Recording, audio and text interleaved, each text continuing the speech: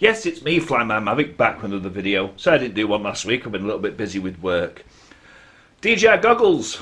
Yes, I know I'm late to the party, everyone's got them, but I've been saving up because I really wanted a pair. I've used the normal VR goggles, the ones where you put your phone inside, and they've been great. But I really wanted a set of these after having a play with a couple of friends' goggles. Tony and Carl kindly let me have a go. Sort of got the bug for it. They're great. But we'll go into that in a moment. Before we look at the goggles though, this channel is rapidly approaching 1,000 subscribers.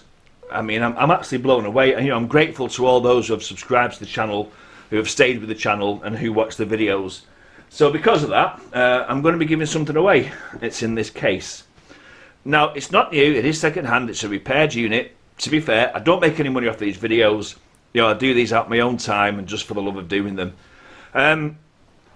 It's a DJI Tello with the controller and 2 batteries. This is a repaired one, as I said, not rich, but I'm happy to give anything away to say thank you to all those who have subscribed to me and stayed with me over the last couple of years I've been running this channel. What I'll be doing is, when I reach the 1,000 mark, I'll put a video together and it'll be the usual thing. Leave me a comment, and then after a week or 2 weeks I'll pick a random comment using the YouTube random comment picker program that's available.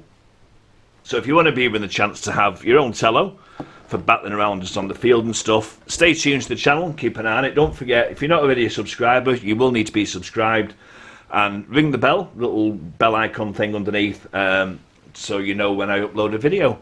Okay, back to the goggles. My pride and joy, probably the most expensive thing I've brought since buying the Mavic Pro, I'll be honest with you. Worth every penny. Let's get into the box. Getting into the box is a bit strange. I sort of had to have a fiddle around with it. You basically slide the top cover off like this, put that to one side, and then lie the box down, and you go, see, you get it wrong this time, there we go. Flip the cover up, open the lid up, and inside you have the main goggles, the actual part themselves. Take this piece out, and when I took this out for the first time I completely forgot how to put them back. You have the actual headset piece, and again we'll look at that in a moment. I couldn't quite work out what this was for, so I read the instructions. It's for when you use a cable to connect your glasses to your tablet, for instance. You hook it through there and hook it to your belt or something, and it keeps the cable tidy. Little box and various instruction notepads.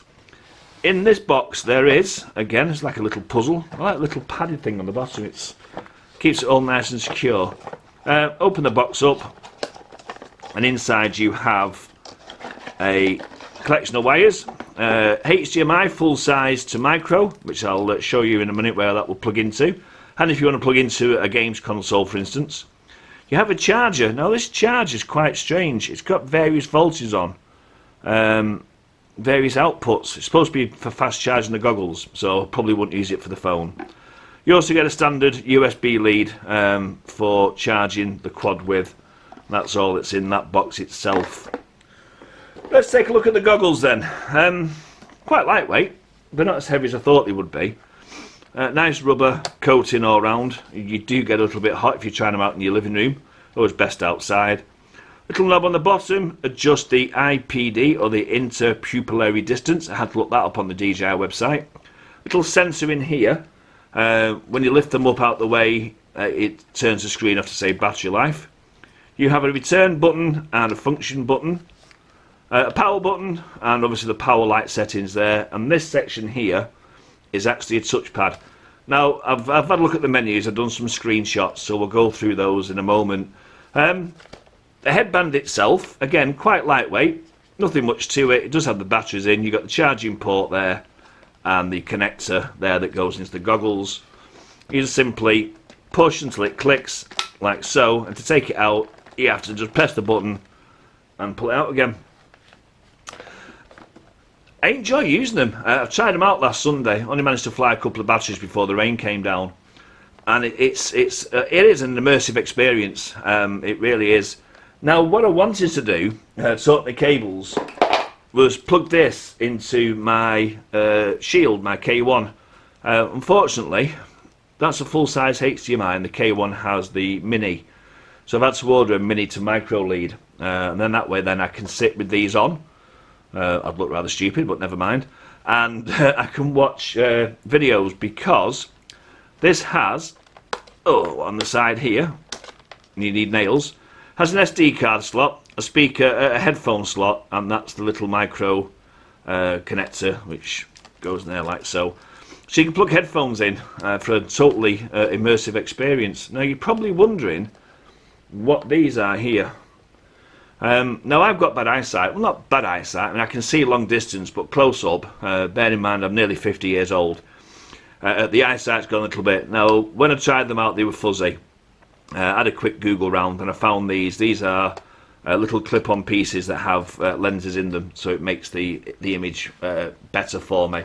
And it is, the great improvement. It's absolutely spot perfect. I really do enjoy using them.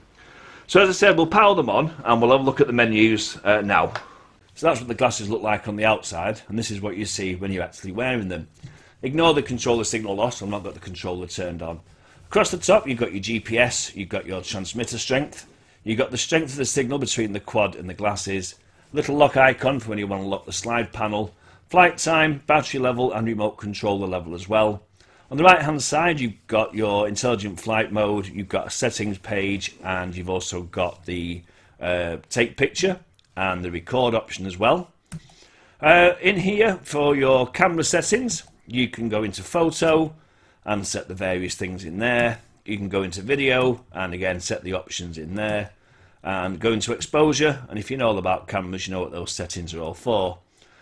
Clicking on the toolbox icon brings up this page. There's a page of settings which we'll go through. There's eco mode. We'll turn the goggles off 30 seconds after being taken off. Linking settings for linking to your quad. Brightness settings, volume setting, head tracking sensitivity, IMU calibration, and a reset all. Now most people think that's the only part of the menu. However, if you scroll down you will get another set of menus. First of all, you've got format SD card. You've got your language, your units, gimbal mode, and a tutorial, and a thing called AR auxiliary settings. This is augmented reality. It was the fake horizon I showed you earlier on. You can do that in fixed wing, head tracking, and head tracking flight as well. If we go into the tutorial, it basically tells you how to use the touchpad. It's a 2-finger or a 1-finger. It does take you about half an hour of playing with it until you actually get used to which way to swipe up to get to the various things. This is the menu that's in there. I'll go through that in a moment. You've got your tap to fly, which I could never get used to. I don't think I like it much. Active track, again, you know what active track is. The same as terrain follow. It's basically all the same settings you get in the normal app. Tripod mode, cinematic mode, fixed wing, and that's basically it. When you go into the settings itself, you have a full screen mode, a head tracking flight, where the quad will your left or right depending on how you turn your head. I ended up with it going around in circles. In fact, here's a clip of me actually trying to fly with this head tracking flight. So you sort of tilt your head down and then sort of left and right for the quad to yaw. It's a little bit weird because, as you can see, if you turn your head too far you're not quite sure sort of what centre is.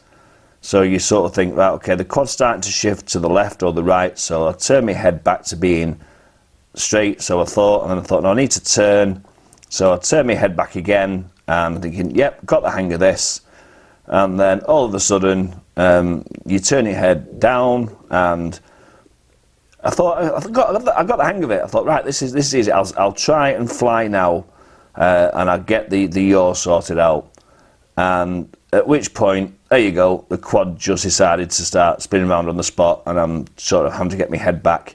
Not quite keen on that flight mode at all. Yeah, not very successful. Head tracking gimbal though, I do like this. I've got a little video again, which I'll just go through now. So you can basically tilt your head up and down, the camera will move up and down, and also if you look left and right, the camera will swing to the left, or as you can see, to the right. It's quite good. It gives you more sort of depth. This that you can, instead of just seeing straight ahead view, you can swing the camera left and right. It's a shame you couldn't do that with the actual app and controller itself. It does sort of give more of an immersive sort of controllable experience. There's portrait and landscape you can choose by tapping the panel on the side, and also gimbal forwards and downwards. You can't use the C1 and C2 buttons, so you do have to, if you want to have gimbal forward and down, you will need to use this particular function. So there you go, that's my take on the DJI goggles. Pros and cons. Pros, they're lightweight-ish, although they are a little bit bulky, but that'll go in the con side of things. Good quality screen, good quality image. You know, they're great for in the sun. If you've ever tried to fly in strong sunlight, even with the best tablets, it can be difficult to see the screen. These going over your eyes means you'll see every small detail. Cons. I wish they'd give cables. As I said, I've got to buy a separate micro to mini cable. If you are something like the Phantom 4 or Phantom 3, you've got the HDMI slot on your controller, you'd have to buy a separate lead to use them. Even if they just put the adapters in, actually would have been a good idea. Full size to mini adapter, for instance. I mean, that's it. I mean, I can't fault them. I think they're a fantastic pair of goggles. Well worth 265 quid. If you've been thinking about getting a pair and you've not been sure, then Fly My Mavic says, get yourself a pair, you will not be disappointed. And if you are, then don't come crying to me. Anyway, that's it. Thanks very much for watching. As always, fly safely, take care, and I'll see you again real soon.